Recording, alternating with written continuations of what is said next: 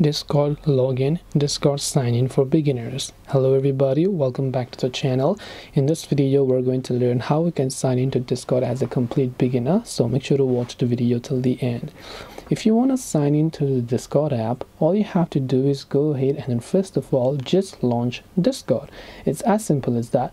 Launch the Discord app. If you haven't already created an account, you can tap this white register button to create an account.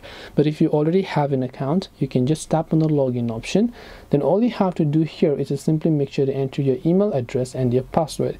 If your details are correct, you can tap on the login option to log in to your account successfully.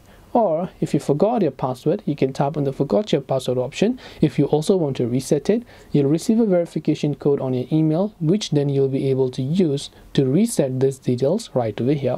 But this way you'll be able to log into Discord account as a beginner. Hope this video was very helpful. If you have got any more questions, then feel free to leave them down below.